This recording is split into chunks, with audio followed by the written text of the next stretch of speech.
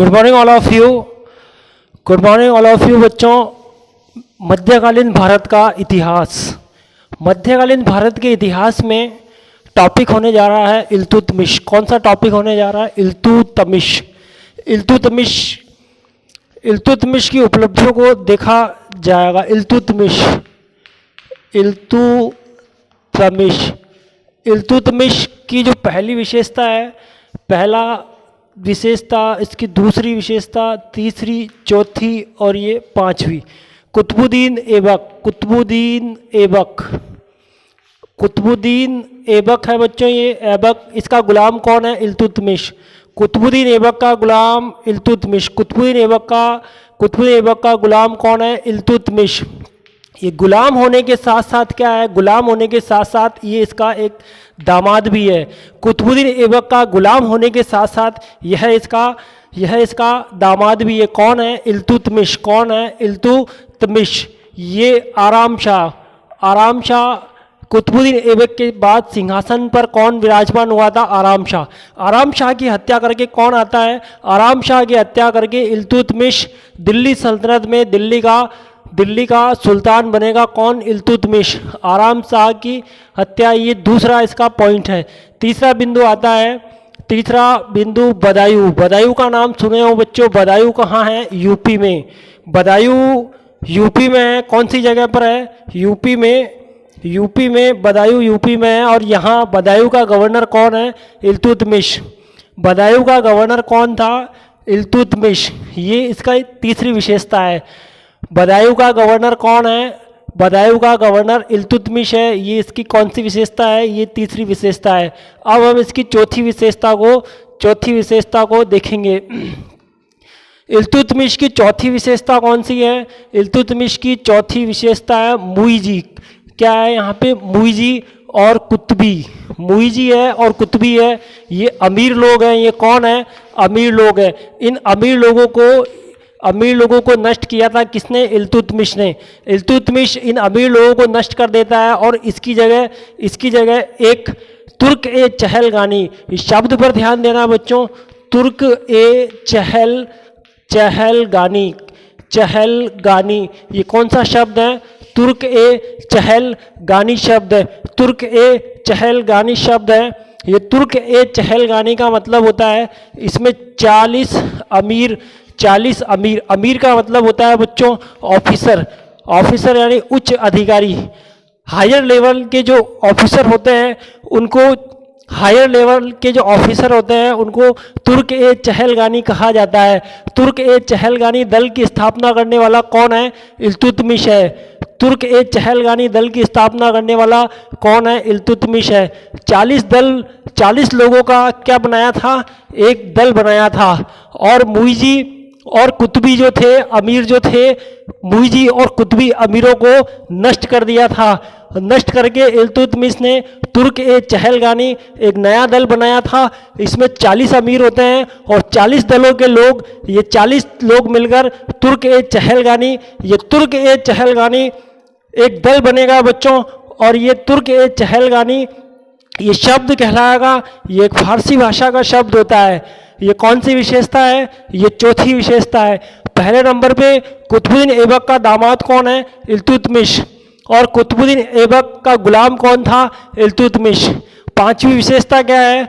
1205 ईस्वी में जो गुलामी की जो दास्तान होती है, और जो ये गुलाम जो होता है, इसको गुलामी की दास्तान से क्या कर दिया जाता है? आज़ाद। और ये गुलामी की दास्तान से 1205 में आज़ाद हो जाते हैं। 1205 में ये क्या हो जाते हैं? आज़ाद हो जाते हैं। यहाँ देखिए, पहली विशेषता, दूसरी, तीसरी, चौथी और पांचवी विशेषता। पहली विशेषता हो गई। दूसरी विशेषता, आराम शाह को इन्होंने क्या किया था? आराम शाह की हत्या करके सिंहासन पर बैठे थे। तीसरे नंबर, यूपी के बदायूं के ये गवर्नर होते हैं। चौथी विशेषता, मुइजी और कुतुबी अमीरों को नष्ट करके तुर्क चहलगानी की स्थापना करते हैं। और 1205 में गुलामी की जंजीरों से ये मुक्त हो जाते हैं। ये कितनी विशेषता हो गई बच्चों? 5 विशेषता हो गई थी। ये इल्तुतमिश की आंतरिक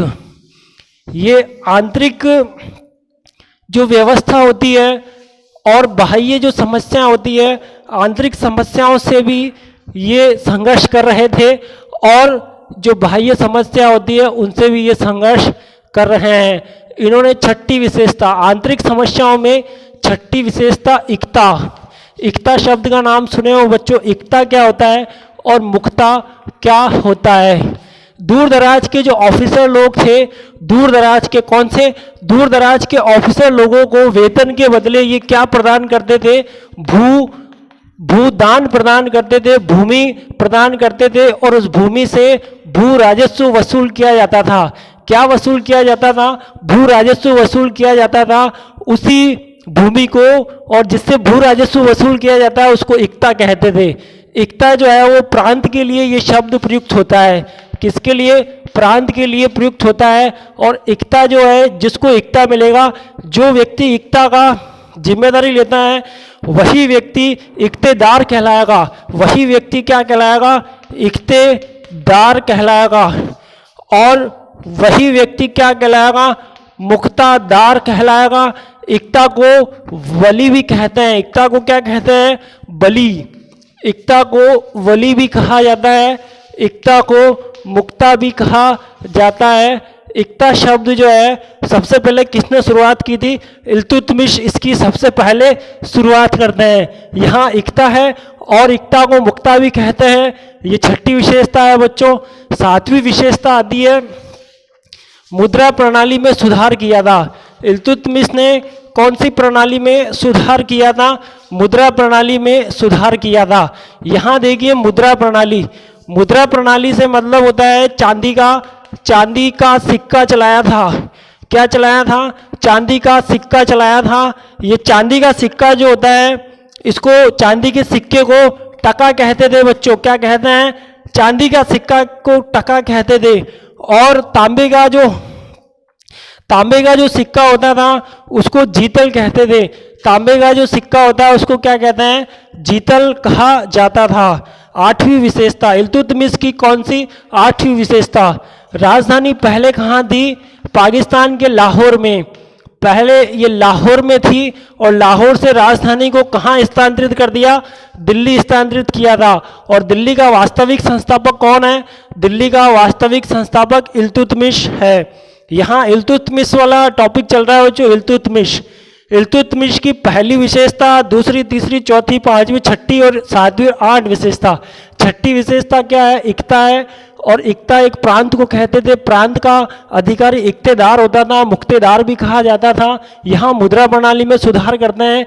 चांदी का सिक्का चलाएंगे। चांदी का सिक्का जो है उसको टका, चांदी के सिक्के को टका कहते हैं और तांबे के सिक्के को जीतल कहते हैं। टका और जीतल चलाने वाले दिल्ली सल्तनत के इतिहास के पहले जो शासक है वो इल्तुतमिश है।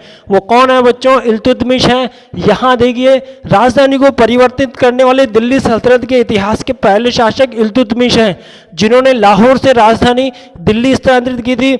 इससे पहले कुतुबुद्दीन ऐबक जो थे, जिन्होंने अब राजधानी दिल्ली से लाहौर लेकर गए थे और ये लाहौर से वापस राजधानी कहाँ? दिल्ली लेकर आते हैं और दिल्ली से ही पूरे भारत के उत्तर पश्चिम, उत्तर पूर्वी और पूरे दक्कन पर अपना नियंत्रण स्थापित रखते हैं। यहाँ इल्तुतमिश की विशेषताओं की बात हो रही है। इल्तुतमिश एक दामाद, गुलाम होने के साथ साथ कुतुबुद्दीन ऐबक के दामाद भी होते हैं और ये दिल्ली सल्तनत के इतिहास के संस्थापक माने जाते हैं। माने नहीं जाते हैं बच्चों, दिल्ली सल्तनत के संस्थापक, वास्तविक संस्थापक हैं। और कुतुबुद्दीन ऐबक जो थे वो दिल्ली सल्तनत के संस्थापक हैं, ये वास्तविक संस्थापक हैं। इल्तुतमिश के युद्धकालीन अभियानों को देखा जाए तो युद्धकालीन अभियान में हम 3 युद्धों की बात करते हैं। पहला युद्ध, दूसरा युद्ध और तीसरा युद्ध। यहाँ देखिए पहला नंबर पे तराइन का तीसरा युद्ध। तराइन का कौन सा है?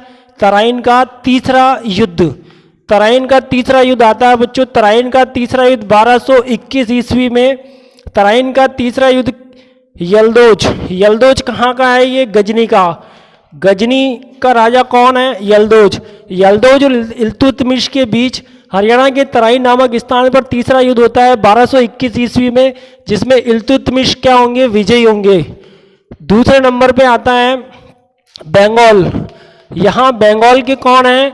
बंगाल के अली मर्दान खान है ये, और इनको 1230 में इल्तुतमिश पराजित करते हैं। ये दूसरा युद्ध है।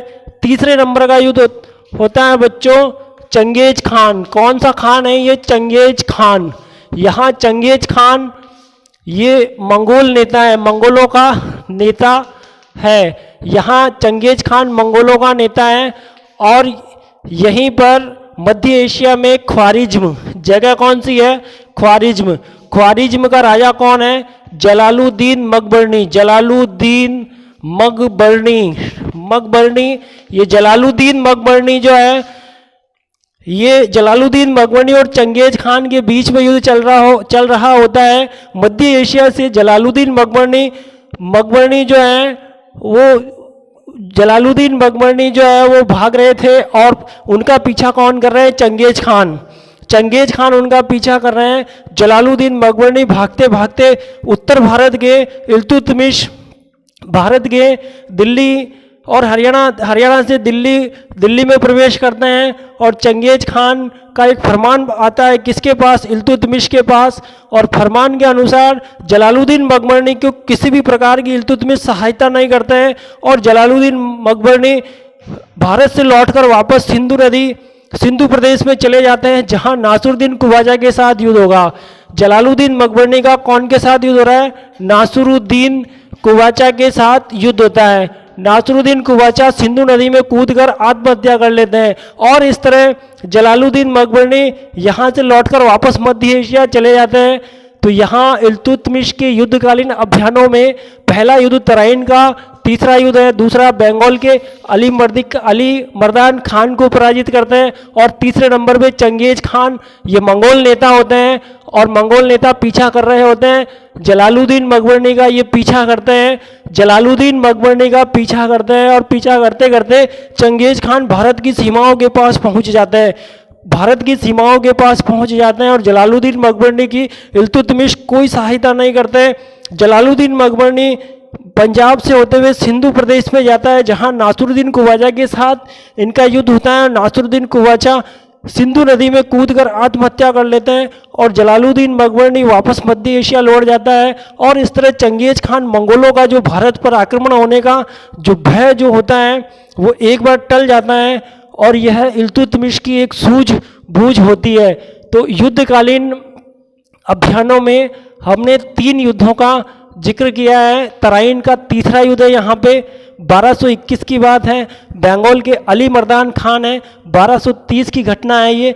चंगेज खान का भारत पर हमला और जलालुद्दीन का पीछे करते हुए होने वाली घटना।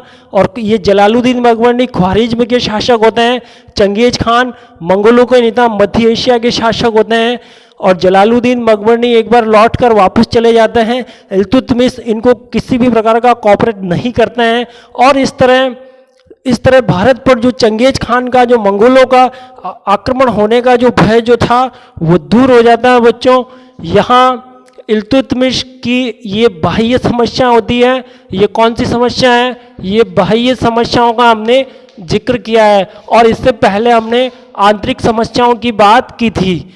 यहाँ आंतरिक समस्याएं अलग है और बाह्य समस्या अलग है। आंतरिक समस्या का मैंने बताया था, इल्तुतमिश कुतुबुद्दीन ऐबक की कन्या से विवाह करते हैं। कुतुबुद्दीन ऐबक के वो दामाद होते हैं, और उनके गुलाम भी उन्हीं के थे। 1205 में इल्तुतमिश को आज़ादी मिल जाती है, और गुलामी की दास्ता से वो मुक्त हो जाते हैं, और बदायूं के गवर्नर के रूप में भी वो कार्य किए होते हैं।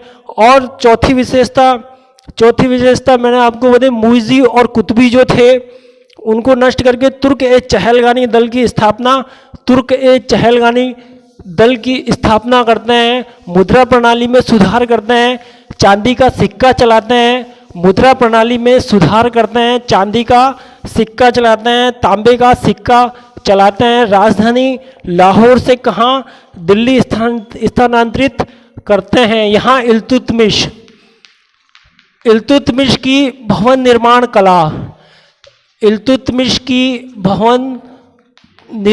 कला, स्थापत्य कला। कौन सी कला? स्थापत्य कला। इल्तुतमिश जो है दिल्ली के वास्तविक संस्थापक माने जाते हैं। बच्चों इल्तुतमिश कौन है? दिल्ली के वास्तविक संस्थापक माने जाते हैं। पहला नंबर इन्होंने कुतुब मीनार, दिल्ली में कुतुब मीनार कहाँ पर स्थित है? कुतुब मीनार दिल्ली में स्थित है। और कुतुब मीनार अधूरे कार्य जो था उसको पूरा, कुतुब मीनार का पूरा निर्माण करवाया था कौन? इल्तुतमिश। इल्तुतमिश ने कुतुब मीनार का निर्माण करवाया था। जो पहले बीच में अधूरा कार्य छोड़ दिया था उसको पूरा करने वाले कौन थे? वो इल्तुतमिश थे। कुतुब मीनार का निर्माण दिल्ली में कुतुबुद्दीन ऐबक ने करवाया था। कुतुब मीनार के पास में ही कुतुबुद्दीन ऐबक ने भारत की प्रथम मस्जिद कुव्वतुल इस्लाम मस्जिद का निर्माण करने वाले कौन थे? कुतुबुद्दीन ऐबक। यहाँ कुतुब मीनार का पूरा निर्माण किसने करवाया था? इल्तुतमिश ने। ये पहली स्थापत्य कला है इनकी। दूसरी स्थापत्य कला, इल्तुतमिश के बड़ा पुत्र जो है वो नासिरुद्दीन महमूद। कौन है ये? नासिरुद्दीन महमूद। नासिरुद्दीन महमूद की मृत्यु के बाद इनकी याद में एक मकबरे का निर्माण करवाया और उस मकबरे को सुल्तानगढ़ी का मकबरा कहा जाता है। सुल्तानगढ़ी का मकबरा कहा जाता है। ये इनकी दूसरी स्थापत्य कला के क्षेत्र में विशेषता है। नासिरुद्दीन महमूद की मृत्यु हो जाने पर इनकी याद में इल्तुतमिश ने सुल्तानगढ़ी का मकबरा बनवाया था। कौन सा मकबरा बनाया बच्चों? सुल्तानगढ़ी का मकबरा बनाया था। यहाँ सुल्तानगढ़ी का मकबरा बनाने के साथ साथ इल्तुतमिश ने स्वयं अपना भी मकबरा बनाया था। स्वयं अपने मकबरे की योजना इन्होंने स्वयं बनाई थी। जिस तरह अकबर का सिकंदरा में मकबरा था और अकबर ने स्वयं अपने मकबरे की योजना बनाई थी, उसी प्रकार इल्तुतमिश ने भी अपने मकबरे की योजना स्वयं बनाई थी और स्वयं इल्तुतमिश ने अपना भी मकबरा बनाया था। ये स्थापत्य कला के और भवन निर्माण कला के क्षेत्र में ये दूसरी विशेषता मानी जाती है। तीसरे नंबर पे हमीमुद्दीन नागौरी। ये कौन से संप्रदाय से है बच्चों? ये चिश्ती संप्रदाय से है। ये कौन से संप्रदाय से है? ये चिश्ती संप्रदाय से है। चिश्ती संप्रदाय की एक दरगाह है अजमेर के अंदर, मोइनुद्दीन चिश्ती की दरगाह अजमेर में स्थित है। कौन सी जगह स्थित है? अजमेर में स्थित है। चिश्ती हमीमुद्दीन नागौरी की याद में, हमीमुद्दीन नागौरी की याद में इन्होंने राजपूताना के कौन सी जगह? नागौर में एक दरवाजे का निर्माण करवाया था। और उस दरवाजे को क्या कहा जाता है? उस दरवाजे को क्या कहा जाता है? अतारकिन का दरवाजा उसको कहा जाता है। यहाँ देखिए पहले नंबर पे दूसरे और तीसरे, पहले नंबर पे कुतुब मीनार का निर्माण करवाएंगे, दूसरे नंबर पे नासिरुद्दीन मोहम्मद की याद में मकबरे का निर्माण करवाते हैं। स्वयं साथ के साथ अपने स्वयं के मकबरे की योजना बनाते हैं और अपना भी एक मकबरा तैयार अपने जीवन काल में ही अपने मकबरे की योजना बना के मकबरे का निर्माण करवाते हैं इल्तुतमिश। तीसरी विशेषता क्या है? हमीमुद्दीन नागौरी की याद में ये एक चिश्ती संप्रदाय के संत होते हैं, एक सूफी संत हैं और हमीमुद्दीन नागौरी चिश्ती संप्रदाय के संत हैं और इनकी याद में नागौर के अंदर एक दरवाजा बनाया जाएगा और ये दरवाजा क्या कहलाएगा? अतारकिन का दरवाजा कहलाता है। भवन निर्माण कला में इल्तुतमिश की पहली विशेषता कुतुब मीनार के अधूरे कार्य को पूरा करना था। दूसरी विशेषता नासिरुद्दीन महमूद की याद में सुल्तानगढ़ी का मकबरा बनाना होता है और तीसरी विशेषता हमीमुद्दीन नागौरी चिश्ती संप्रदाय, इनकी याद में नागौर में अतारकिन का दरवाजा बनाया जाता है। ये भवन निर्माण कला में इल्तुतमिश की विशेषताएं मानी जाती है। यहाँ इल्तुतमिश के दरबार में एक विद्वान, फारसी विद्वान रहते हैं बच्चों। कौन रहते हैं? फारसी विद्वान रहते हैं। और ये जो फारसी विद्वान है, इस फारसी विद्वान तबकाते ए अकबरी, मिनहाज उस सिराज, मिनहाज उस सिराज। ये फारसी विद्वान जो हैं, इन फारसी विद्वान का नाम क्या है? मिनहाज उस सिराज फारसी विद्वान का नाम है। और इनकी जो फारसी भाषा में लिखी गई जो ग्रंथ हैं, उस ग्रंथ का नाम क्या है? तबकाते अकबरी, मिनहाज सिराज। इससे पहले जो कुतुबुद्दीन ऐबक थे, उनके दरबार में कितने? 2 विद्वान थे बच्चों। पहले विद्वान का नाम क्या था? पहले विद्वान का नाम हसन निजामी था। और दूसरा विद्वान कौन है? फ़क्रे मुद्दीर। दूसरा विद्वान कौन है? फ़क्रे मुद्दीर। यहाँ ये इल्तुतमिश के दरबार में, कुतुबुद्दीन ऐबक के दरबार में 2 विद्वान रहते थे। पहला विद्वान हसन निजामी था और दूसरा विद्वान फ़क्रे मुद्दीर था। यहाँ इल्तुतमिश के दरबार में जो विद्वान है, फेमस जो विद्वान है बच्चों, वो मिनहाज उस सिराज हैं। और मिनहाज उस सिराज की किताब का नाम क्या है? तबकाते अकबरी। उस किताब का नाम क्या है? तबकाते अकबरी। इसमें इल्तुतमिश के जीवन से संबंधित और इल्तुतमिश के आंतरिक समस्या और बाह्य समस्याओं का पूरा डिटेल से वर्णन किया गया है। मिनहाज उस सिराज किताब है। इल्तुतमिश अपने जीवन काल में ही अपनी पुत्री रजिया को उत्तराधिकारी घोषित किया था। उत्तराधिकारी अपने जीवन काल में ही अपनी पुत्री रजिया को उत्तराधिकारी घोषित किया था और अपने जीवन काल में ही रजिया के नाम से दरबार में सिक्के चलाए थे। कौन चलाए थे? इल्तुतमिश। यहाँ रजिया जो थी, रजिया को लोग पसंद नहीं करते थे। जनता जो थी वो रजिया को पसंद नहीं करती थी। और रजिया की जगह इल्तुतमिश की 1226 में मृत्यु के बाद रुकनुद्दीन फिरोज शाह को दिल्ली का सुल्तान बनाया था। कौन को बनाया? रुकनुद्दीन फिरोज शाह। रुकनुद्दीन फिरोज शाह। यहाँ ये रुकनुद्दीन फिरोज शाह एक विलासी प्रवृत्ति के व्यक्ति होते हैं और सामाजिक, आर्थिक, राजनीतिक, सांस्कृतिक किसी भी प्रकार का दरबार में ध्यान नहीं देते हैं। विलासितापूर्ण जीवन व्यतीत करते हैं। जनता इनसे दुखी होती है और इनको सिंहासन से हटाकर और इनकी जगह रजिया को दिल्ली सल्तनत में भारत की प्रथम मुस्लिम शासिका रजिया सुल्ताना थी। रजिया सुल्ताना को सुल्ताना का पद सौंप दिया जाता है। इनको सिंहासनारोहण किया जाता है, राज्यारोहण किया जाता है। और इस तरह 1226 में इल्तुतमिश की क्या होती है बच्चों? मृत्यु हो जाती है।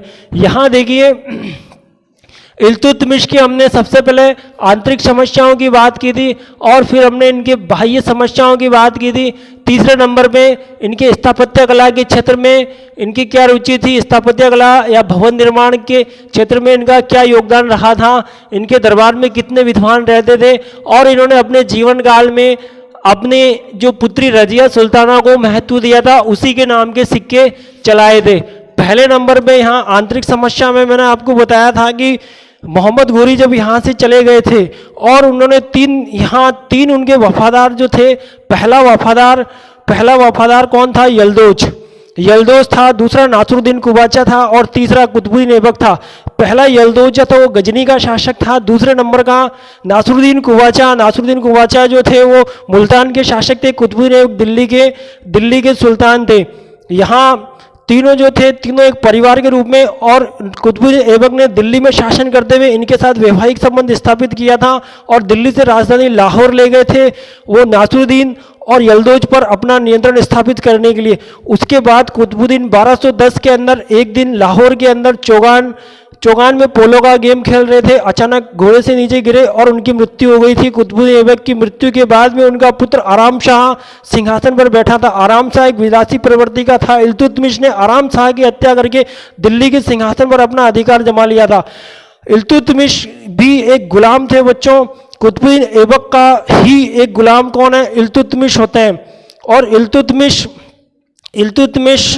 जो है वो गुलामी की दास्तां से 1205 में मुक्त हो जाते हैं। 1205 में इल्तुतमिश गुलामी की दास्तां से मुक्त हो जाने के बाद बदायूं के गवर्नर के रूप में कार्य करते हैं। मुइजी और कुतुबी अमीरों को नष्ट करके तुर्क के चहलगानी दल की स्थापना करते हैं और तुर्क के चहलगानी दल की स्थापना करने के बाद प्रशासनिक क्षेत्र में इक्ता या मुक्ता वली इक्तेदार, इक्ता एक प्रांत के लिए एक शब्द आता है। प्रांत के लिए जो दूर दराज के जो ऑफिसर होते हैं उनको वेतन नहीं मिलता है और वेतन के बदले वो भूमि उनको प्रदान करते थे। भू राजस्व से ही वो उनकी भू राजस्व से जो आय प्राप्त होती है उस आय का ही वो राज्य के कोष में जमा करवाते थे और अपना खुद का खर्चा भी चलाते थे। और इस तरह इक्ता और मुक्ता और प्रशासनिक क्षेत्र में मुद्रा प्रणाली में सुधार करते हैं। चांदी का और तांबे का सिक्का चलाते हैं। चांदी का सिक्का जो होता है बच्चों वो टका कहलाता है और तांबे का सिक्का जीतल कहलाता है। दिल्ली सल्तनत के इतिहास में टका और जीतल चलाने वाले प्रथम जो मुस्लिम शासक थे वो इल्तुतमिश थे। जो तुर्क शासक थे वो इल्तुतमिश थे और इल्तुतमिश ने भवन निर्माण कला के क्षेत्र में कुतुब मीनार का निर्माण करवाया था। पहली इनकी विशेषता थी। दूसरी सुल्तानगढ़ी का मकबरा बनवाया था। दूसरी विशेषता सुल्तानगढ़ी का मकबरा अपने पुत्र नासरुद्दीन की याद में बनवाया था। तीसरी विशेषता नागौर में अतारकीन का दरवाजे का निर्माण करते हैं। अतारकीन का दरवाजा इन्होंने हमीमुद्दीन नागौरी की याद में बनवाया था। हमीमुद्दीन नागौरी एक सूफी संत थे। तीसरी विशेषता। और युद्धकालीन दृश्यों में अगर हम देखा जाए तो 1229 ईस्वी में इल्तुतमिश को खलीफा के पद से खलीफा 1229 में खलीफा जो थे वो टर्की के विश्व के जो खलीफा हैं उन खलीफा की मान्यता से इनको सुल्तान की पदवी को स्वीकार कर लिया गया था। सुल्तान की उपाधि धारण की थी या सुल्तान के पद को धारण किया था उसको मान्यता प्राप्त हो गई थी खलीफा से 1229 ईस्वी में। 1230 ईस्वी के अंदर बंगाल के अली मर्दान खान को इन्होंने पराजित किया था। 1221 के अंदर इन्होंने तराइन के तीसरे युद्ध में यल्दोज गजनी के यल्दोज को पराजित किया था। और जलालुद्दीन मकबरनी का नाम सुने हो। जलालुद्दीन मकबरनी दौड़ रहा था, भाग रहा था मध्य एशिया से। उनके पीछे चंगेज खान उनका पीछा कर रहा था। आगे जलालुद्दीन मकबरनी और पीछे चंगेज खान। और चंगेज खान पीछा कर रहा था मंगोल नेता। अगर चंगेज खान इंडिया पर हमला कर दिया होता तो पूरे इंडिया के चंगेज जो होते थे वो एक खतरनाक जाति थी और पूरे भारत पर मंगोलों का अधिकार हो जाता। लेकिन इल्तुतमिश ने अपनी सूझबूझ से जलालुद्दीन मकबरनी को भारत के जो सीमावर्ती क्षेत्र है वहीं पर उसको रोक लिया था। उसको भारत में प्रवेश करने नहीं दिया था। और जलालुद्दीन मकबरनी पंजाब से सिंधु प्रदेश चला गया था जहां पर सिंधु प्रदेश में मुल्तान के नासरुद्दीन कुबाचा के साथ इसका युद्ध हुआ था। नासरुद्दीन कुबाचा पराजित हो गया था और इतना शर्मिंदा हुआ कि सिंधु नदी में कूदकर उसने आत्महत्या कर ली थी। और इस तरह यहाँ पर तीन युद्धकालीन क्षेत्र माने जाते हैं। पहला, दूसरा, तीसरा। युद्धों के अंदर तीन उपलब्धियां हासिल की थी। बंगाल पर अधिकार जमाया था, तराइन पर अपना अधिकार जमाया था। जलालुद्दीन मकबरनी का जो भयंकर संकट यहाँ आने वाला था इस संकट को भी दूर किया था इल्तुतमिश ने। इल्तुतमिश अपने जीवन काल के अंदर निरंतर संघर्ष करता रहा था और अपने जीवन काल में उसने अपना स्वयं का मकबरा भी बनाया था बच्चों। अपने स्वयं का मकबरा भी बनाया था। Okay, thank you very much.